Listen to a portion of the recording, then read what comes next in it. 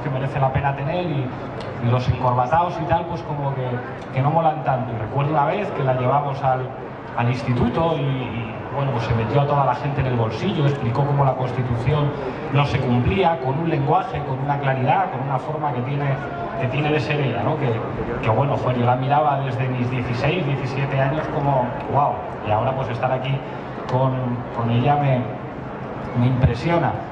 Recuerdo también una vez, yo estaba en las Juventudes Comunistas cuando era pequeñito y me tocó en un proceso precongresual defender una enmienda contra niños, y ella no se acordará, pero yo estaba acojonado, o sea, como estaba en el baño diciendo, madre de Dios, ¿cómo voy a hacer esto?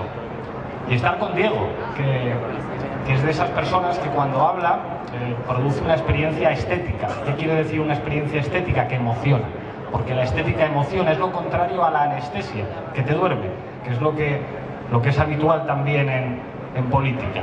Entonces cuando le escuchas, cuando le ves, cuando es alguien que es que incluso más allá de lo que esté diciendo, transmite un tipo de autenticidad que es lo que le ha convertido en un referente que va mucho más allá de Andalucía. Yo en los debates, cuando tengo que defender al SAT, es como, pero fíjense ustedes, la clave de estas personas, de Diego, de Gordillo, no es que sean de izquierdas, es que son decentes.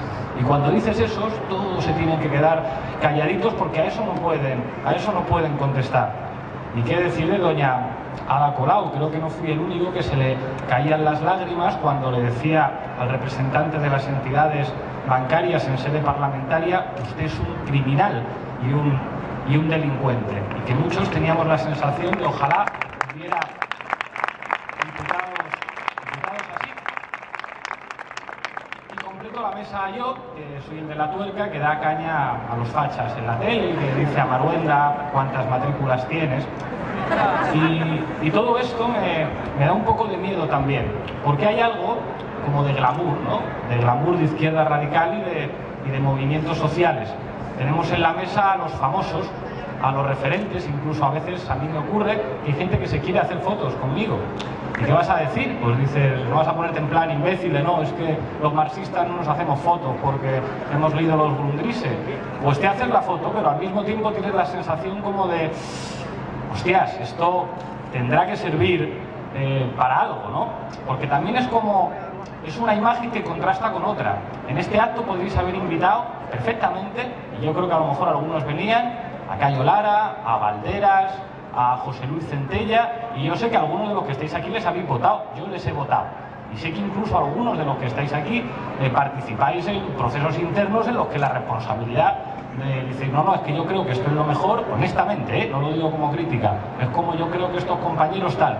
Pero a la hora de hacer un acto guay, un acto que mola traer como a los cañeros, a los que emocionan, a los que tienen otro estilo. Y eso está bien, pero también tiene riesgos, porque yo estoy hasta las narices. Estoy hasta las narices de que exista, por una parte, una especie como de izquierda responsable, que es la que hay, y luego la izquierda guay, que es con la que se quieren hacer las fotos, que siempre tienes el discurso más duro, pero que al final nos ganan.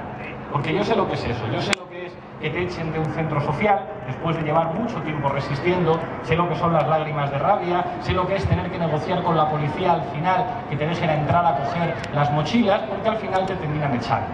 Y cuando te para tapar marrones y para pagar multas, se convierte en una mierda, porque si tú haces el mitin, consigues el permiso, se junta mucha gente, pero ellos gobiernan todos los días, y otro día más, y otro día más, y es la hostia que Ada vaya al Parlamento y les diga criminales, y que incluso el PSOE diga, pues ahora cojo el recurso que habéis hecho vosotros, le meto unos cambios y saco partido yo, pero al final las leyes de vivienda las hacen ellos. Y es impresionante escuchar a Nines hablar de sanidad. Hubo un vídeo que grabamos en La Tuerca que tiene no sé cuántas mil reproducciones porque por fin alguien le estaba diciendo a la cara a alguien lo que significa la privatización del proceso sanitario en todo el Estado. Pero al final la ley de la sanidad la hacen ellos. Y ahí es el punto donde la reflexión que yo lanzo para que discutamos es qué hacemos con esto, porque yo creo que con esto hay que hacer algo.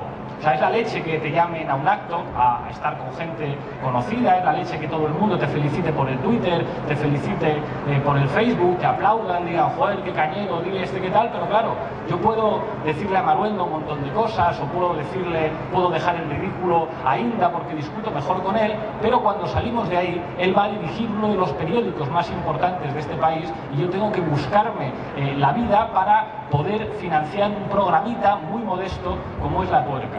Entonces creo que estamos en un momento en el que yo creo que no es el momento de ser guays, sino de poner todo ese patrimonio simbólico para que sirva para algo. Si hablamos de unidad de la izquierda, que lo decía Diego, yo en eso estoy de acuerdo. Creo que hay que estar unidos con todo el mundo, con todas las contradicciones que eso pueda representar, con todas las dificultades. Pero ya está bien de que seamos subalternos. ¿Por qué Inés no puede ser diputada? ¿Por qué al final la diputada guay, la que gustaba a todo el mundo, es la que tiene que acabar fuera de Izquierda Unida? ¿Por qué siempre la historia es así? ¿Por qué a los del SAS son, joder, qué sindicalismo más cañero? Ya, pero al final, los sindicatos que se sientan a negociar al final son los que tienen que vivir con casos de corrupción en su seno que son escandalosos.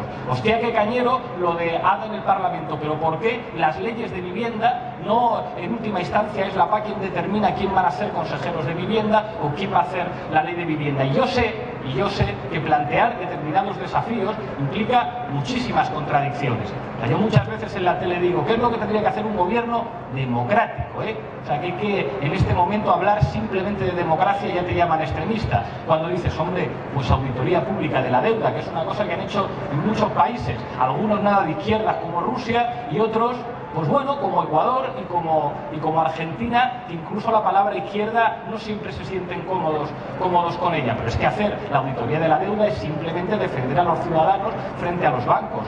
Es que plantear que la estructura productiva del país no puede estar en función de los intereses alemanes, no digo yo que sea una cosa para tanto, es que la recuperación pública de sectores estratégicos como el transporte, como la electricidad, como la energía en general, no es para tanto. De decir, oye, que en mi país resulta que hay un montón de gente que no puede pagar la calefacción, pues yo gobierno, siento a las eléctricas y digo, les fijo el precio, y que ustedes no lo quieren pagar, pues busco otra empresa, y que resulta que ninguna asume el precio que yo le pongo, pues la nacionalizo y no pasa absolutamente nada, porque el derecho de la gente a tener calefacción está por encima de los beneficios de ustedes. Pero sé que todas esas cosas implican contradicciones, porque presentarse a unas elecciones y ganar, o tener un 22%, un 23%, no es tener el poder. Allende se lo decía a los del MIR, decía, tenemos el gobierno, pero eso no tiene nada que ver con tener el poder.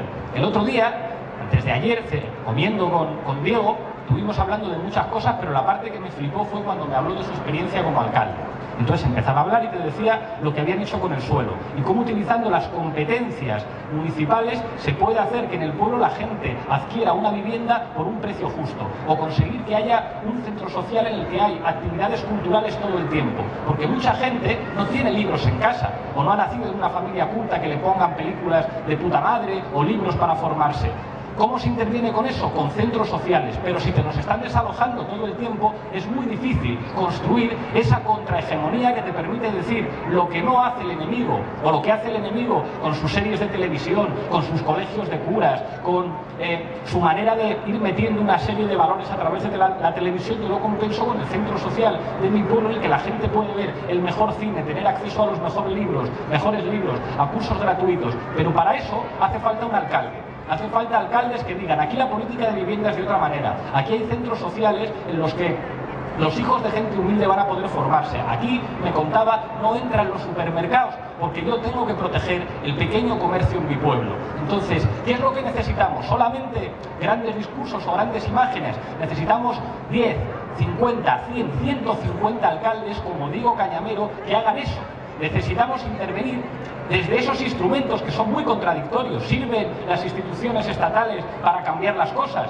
Relativamente, pero a veces es lo último que le queda a los más pobres, porque a veces a los más pobres solamente les queda el derecho, les queda una mínima legalidad que siempre ha sido la expresión de unas relaciones de fuerzas, si todavía queda algo de derecho del trabajo a pesar de la aprobación de la reforma laboral, si todavía cuando vas a un hospital tienen obligación de curarte, si todavía la gente puede llevar a sus hijos a colegios públicos, eso es porque muchísima gente se la ha jugado y eso ha quedado plasmado en normas jurídicas. Por eso, el aparato del Estado que decía, citar a un clásico, Engels, que podía ser ese dispositivo político que sirve para convertir a la clase económicamente dominante en clase políticamente dominante, también, porque la relación es contradictoria, se ha convertido en el instrumento más importante de redistribución, de plasmación de las pequeñas luchas de avance de los de abajo. Muchas veces nos preguntan qué es el comunismo, queriendo señalar los regímenes del Este.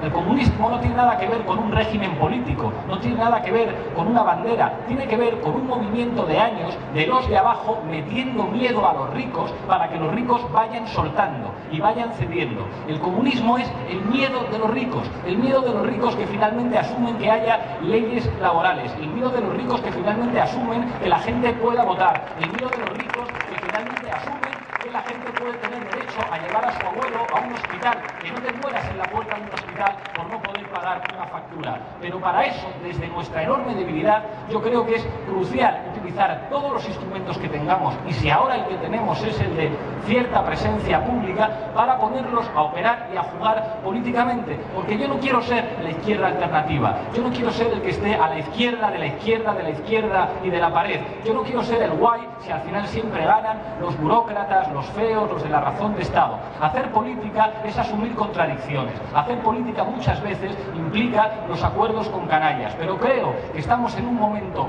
muy especial en el que si ponemos el patrimonio político y simbólico a trabajar, a lo mejor podemos enseñarle los dientes al enemigo y hacer que sientan otra vez un poquito de miedo. Muchas gracias.